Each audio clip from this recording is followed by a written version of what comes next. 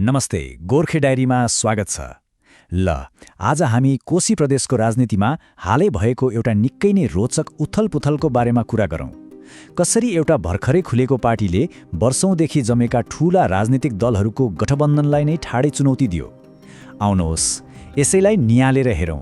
यो चुनावी मैदानमा भनौँ न दुईवटा खेलाडी आम्ने सामने भए। एकातिर थियो वर्षौंको अनुभव बोकेको ठूला नेताहरूले भरिएको गठबन्धन नेपाली कम्युनिस्ट पार्टी, अनि अर्कोतिर थियो एउटा बिल्कुलै नयाँ भर्खरै जन्मेको शून्यबाट आफ्नो यात्रा सुरु गरेको श्रम संस्कृति पार्टी। भनेपछि कोशी प्रदेशमा दुई एकदमै फरक धारका राजनैतिक शक्तिहरू बीच टक्कर भयो। ल, अब अलिक गहिराईमा गएर हेरौँ है त, को हुन् यी दुई पार्टीहरू। पहिला त्यो स्थापित शक्ति अर्थात् नेपाली कम्युनिस्ट पार्टीको कुरा गरौँ। यो कुनै सानोतिनो पार्टी थिएन, यो त एउटा गठबन्धन थियो। त्यो पनि पूर्व प्रधानमन्त्रीहरू जस्ता ठूला नेताहरूले नेतृत्व गरेको। यसमा नेकपा माओवादी केन्द्र र नेकपा एकीकृत समाजवादी जस्ता पुराना र स्थापित दलहरू मिलेका थिए। उनीहरूको लक्ष्य नै एउटा भीमकाय राजनीतिक शक्ति बनाउने थियो। अब पालो आयो त्यो नयाँ खेलाडीको, जसले यो भीमकाय शक्तिलाई चुनौती दियो। यो हो श्रम संस्कृति पार्टी। धरानका मेयर हर्क साम्पाङले स्थापना गरेको यो एउटा बिल्कुलै नयाँ दल हो। यसको पछाडि कुनै ठूलो राजनीतिक विरासत थिएन। यसले त आफ्नो यात्रा शून्यबाट सुरु गरेको थियो। अनि यी दुई शक्तिको भिडन्तको लागि मञ्च तयार भयो। त्यो मञ्च थियो हालै सम्पन्न भएको प्रतिनिधि सभाको चुनाव। अब कोशी प्रदेशको चुनावी मैदान यो रोचक लडाई हेर्नको लागि एकदमै तयार थियो। जब चुनावको नतिजा आउन थाल्यो, खास गरी प्रत्यक्षतर्फको, तब एउटा ठूलै झट्का लाग्यो। हो, यस्तो परिणाम आउला भनेर सायदै कसैले सोचेको थियो होला। त्यसो भए प्रश्न त उठ्छ नै, प्रत्यक्ष चुनावमा जहाँ उम्मेदवारहरू सिधै भिड्छन्, त्यहाँ यो नयाँ पार्टीले त्यो ठूलो गठबन्धनको अगाडि कस्तो प्रदर्शन गर्यो होला?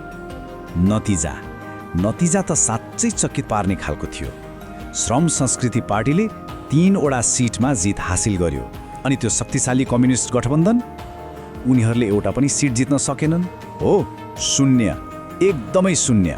श्रम संस्कृति पार्टीले सुनसरी 1, भोजपुर र खोटाङ जस्ता महत्त्वपूर्ण क्षेत्रहरूमा जित निकालेर आफ्नो बलियो उपस्थिति देखाइदियो। तर कथा यतिमै सकिन्न। यो त प्रत्यक्ष चुनावको कुरा भयो। समानुपातिक भोटको कथा त झनै रोचक र अझ ठूलो छ। यो आँकडा हेर्नुहोस् त स्क्रिनमा, 2,79,699। यो के हो थाहा छ? यो हो श्रम संस्कृति पार्टीले कोशी प्रदेशभरिबाट पाएको समानुपातिक भोट। अब समानुपातिक भोट भनेको के हो भने यो कुनै एउटा उम्मेदवारलाई भन्दा पनि सिङ्गो पार्टीलाई नै दिइने भोट हो। यसले कुनै पार्टी कतिको लोकप्रिय छ भन्ने कुराको स्पष्ट सङ्केत दिन्छ। ल, अब यसलाई त्यो ठूलो गठबन्धन नेपाली कम्युनिस्ट पार्टीले पाएको भोटसँग तुलना गरौँ। उनीहरूले पाए जम्मा 94,320। यो फरक हेर्नुहोस् त, कति ठूलो छ। भनेपछि यो नयाँ पार्टीले स्थापित गठबन्धनको भन्दा लगभग 3 गुणा बढी भोट पायो। यो त सामान्य जित थिएन, यो त एउटा ठूलै लहर थियो। यो नतिजाले कोशी प्रदेशको राजनैतिक शक्ति सन्तुलनको पुरै नक्सा नै बदलिदियो। त्यसो भए अब नयाँ पावर र्याङ्किङ कस्तो देखियो त, हेरौँ भाइ। यो तालिकाले पुरै कथा बताउँछ। हेर्नुहोस् त, राष्ट्रिय स्वतन्त्र पार्टी, नेपाली कङ्ग्रेस र नेकपा एमाले जस्ता 3 ठूला राष्ट्रिय पार्टीपछि चौथो नम्बरमा को छ? श्रम संस्कृति पार्टी। उनीहरूले त्यो भीमकाय नेपाली कम्युनिस्ट पार्टीलाई त 5औं स्थानमा पो धकेलिदिएछन्। अनि यो कथा जिल्लामा हेर्दा त झनै छर्लङ्ग हुन्छ। श्रम संस्कृति पार्टीले 5 थर इलाम, भोजपुर र खोटाङ गरी 4वटा जिल्लामा त पहिलो स्थानै हासिल गर्यो। अर्कोतिर त्यो ठूलो गठबन्धन नेपाली कम्युनिस्ट पार्टी कोशी प्रदेशको एउटै जिल्लामा पनि टप 3 मा पर्न सकेन। सोच्नुस् त। यो सबै नतिजाले हामीलाई एउटा महत्त्वपूर्ण प्रश्नमा ल्याएर छोडिदिन्छ। एउटा ग्रासरुटबाट शून्यबाट उठेको यो नयाँ शक्तिको उदयले भविष्यको राजनीतिको लागि आखिर कस्तो सङ्केत दिइरहेको छ?